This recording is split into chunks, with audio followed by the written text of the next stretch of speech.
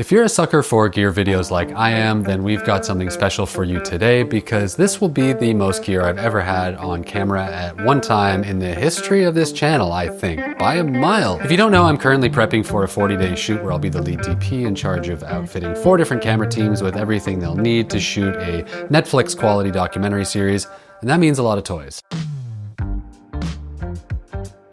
If I had to guess, I'd say we're dealing with well over $500,000 worth of stuff. Definitely above average for a doc, but more importantly, we're gonna break down all the tools I picked for these teams so they have what they need to shoot at a high level. But even though I'm gonna have a ton of fun with this one, there is kind of a lot of pressure on me right now to make sure we get this right, because if I forget something or miss an important detail, the teams won't be able to shoot and there'll be no one to blame but me, which as the lead DP is kind of a big problem. So let's get into this absolutely massive gear nerd video so you can see what we picked and why, and just how much goes into getting ready for a big shoot.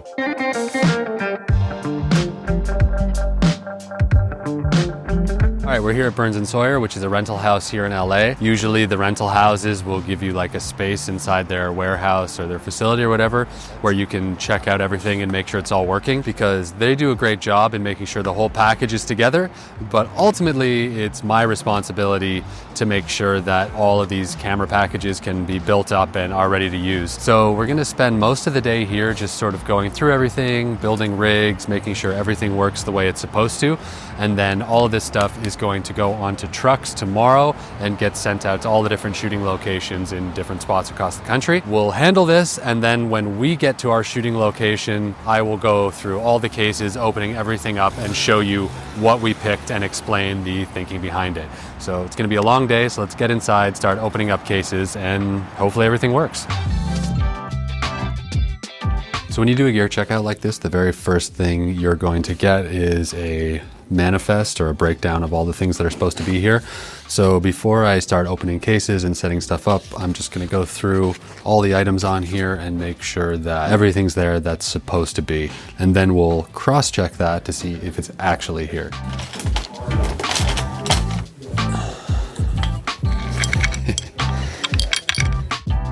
I'll let you know. And I sent you a photo of the rig as is with the stock stuff on it.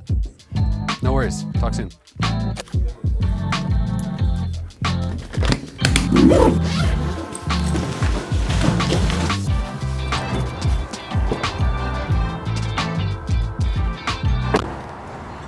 All right, so it's a great couple of days in LA going through gear and getting everything checked out of the rental house. Now it's time to go to location, which I may or may not be able to reveal, so I'll keep it vague for now. Chucked everything in a U-Haul, not super professionally done. Probably gonna give some people anxiety, but I'm pretty sure it'll get us to where we're going.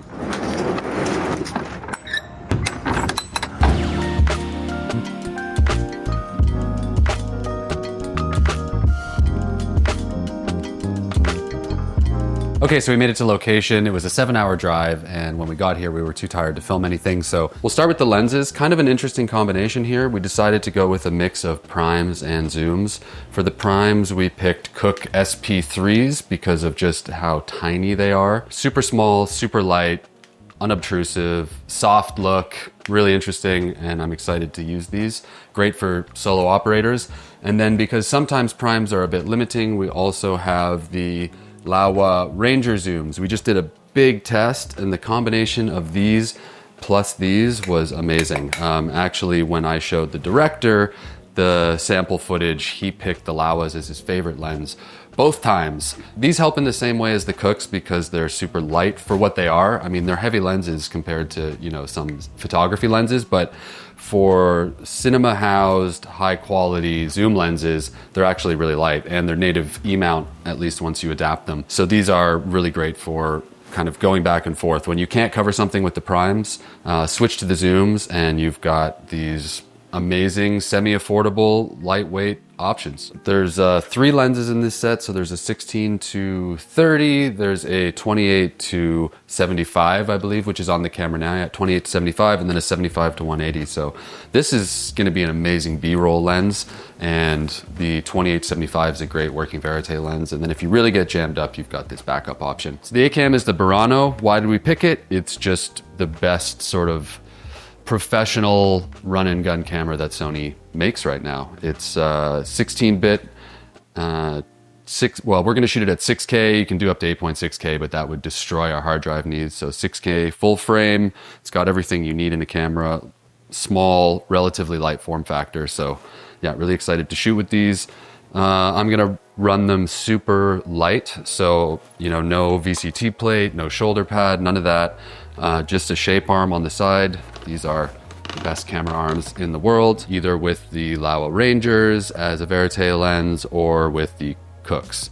Microphone, Sennheiser MK416. And then the monitor is a little bit special for this shoot. This is a small HD Ultra 5 Cine with a Bolt 6 built-in transmitter, which means if you've ever tried to work with wireless video flows, normally you have to mount a bunch of extra accessories. Either you sandwich it between the batteries or you rig some transmitter over here or whatever you got to do. But these new systems, because Small HD and Teradek are owned by the same parent company, they're able to share technologies and build these really interesting, very specific tools that solve sort of high-end filmmaking needs.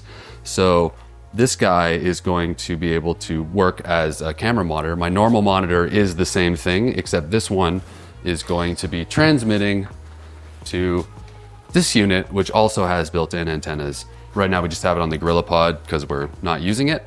But when this goes into the field, you've got this big strap over the director or producer's neck, and then they have a really solid V-mount powerable monitor. And we tested this. The connection is just so fast. There's so little latency.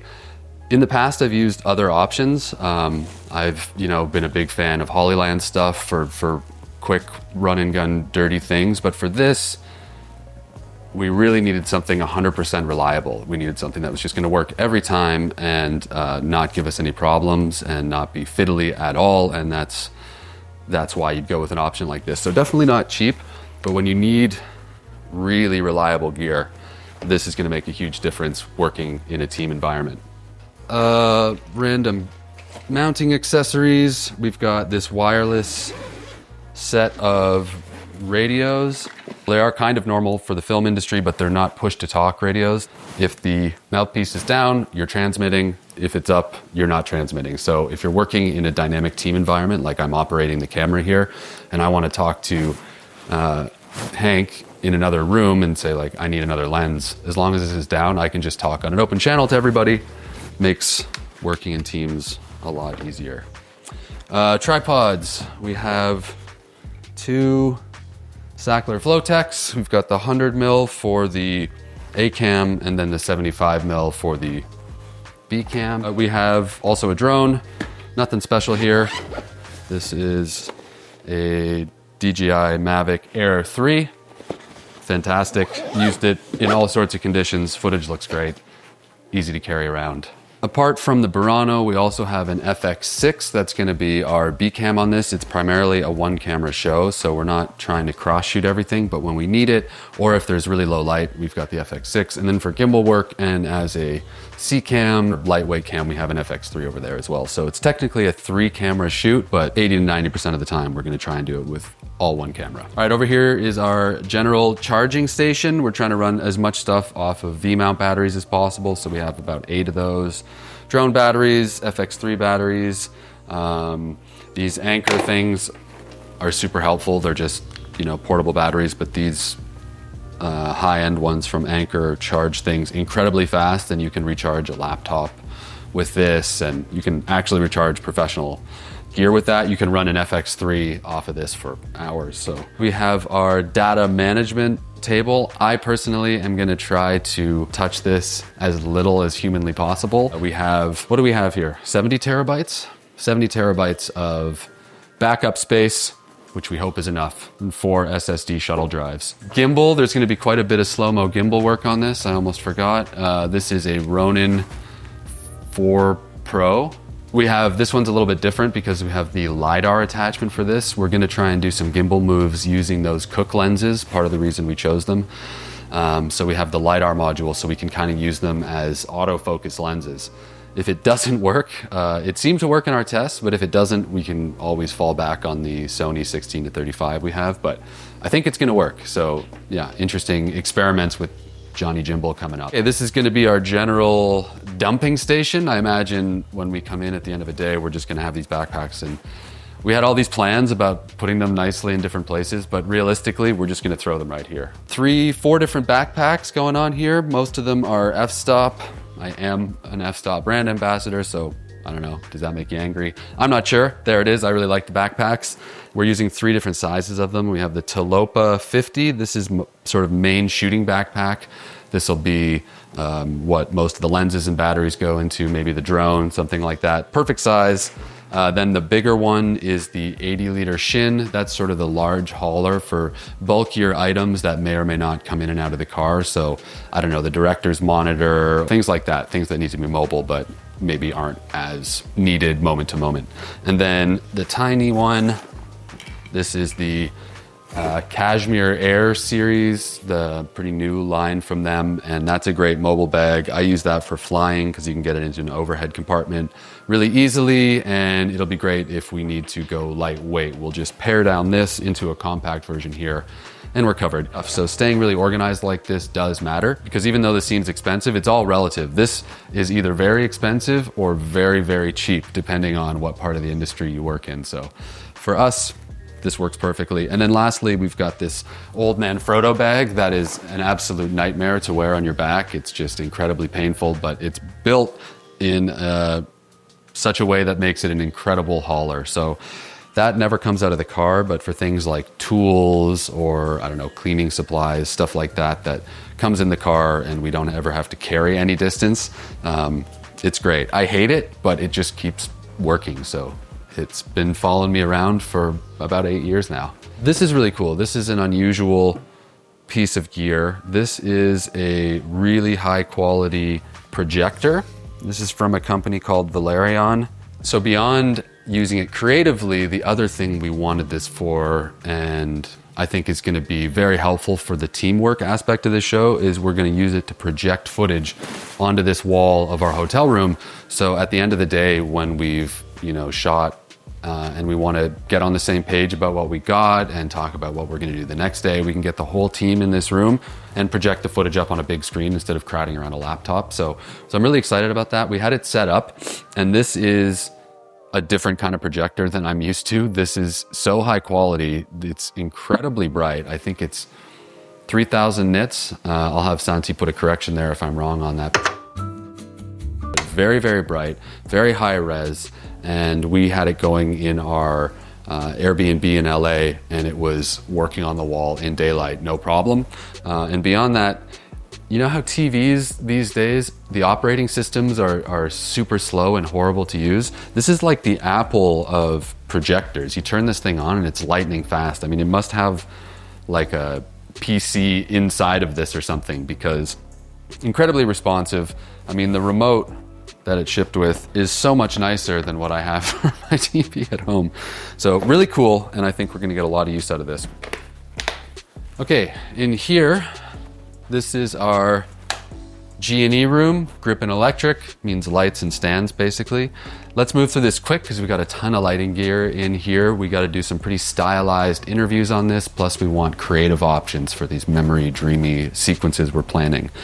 Lights first. We have key light is an Aperture 600C Pro. Fantastic, powerful enough to fight the sun in most situations, and very versatile. Then we have 3 300Xs.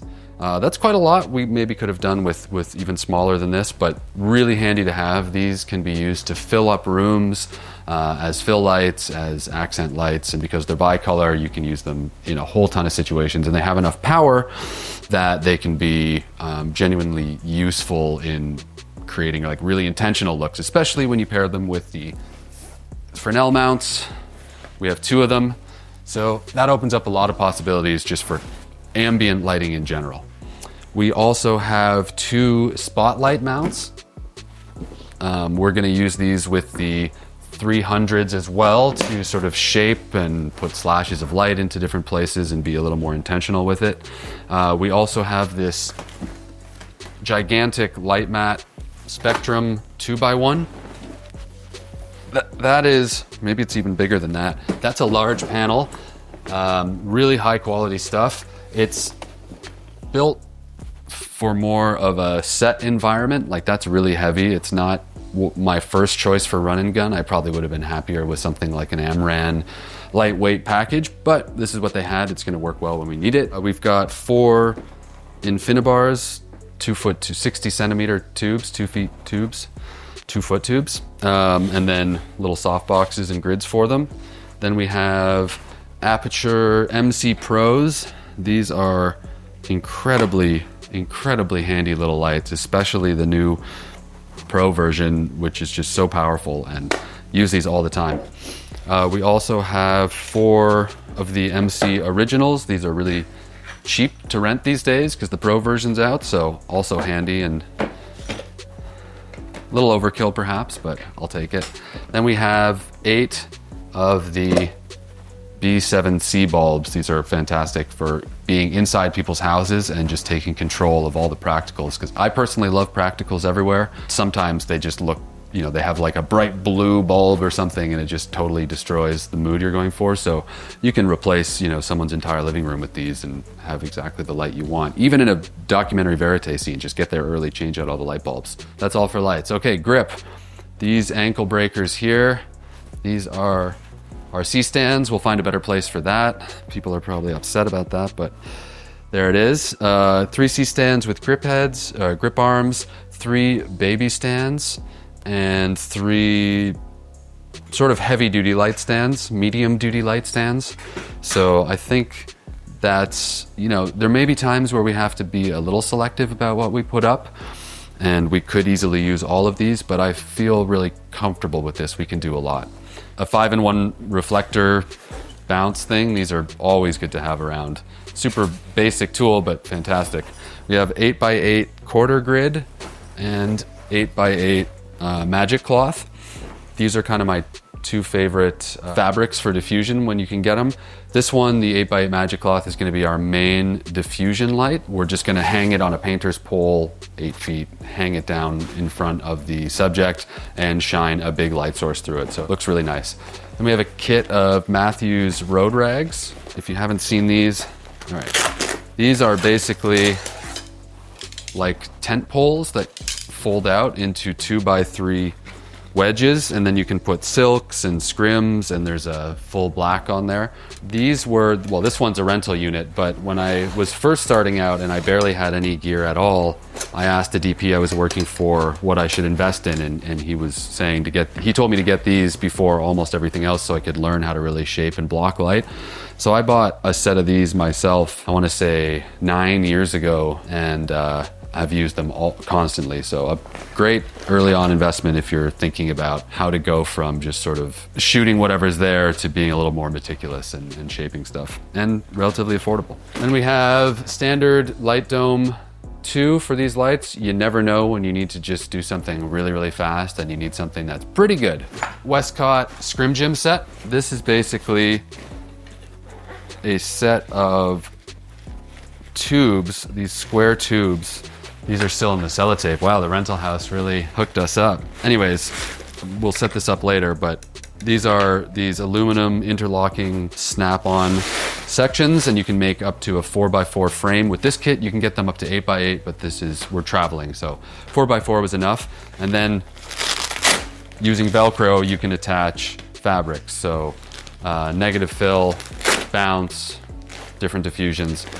Really helpful to have. You could do an overhead shade for an outdoor interview in an emergency. We've got a 4x8, so really big neg fill.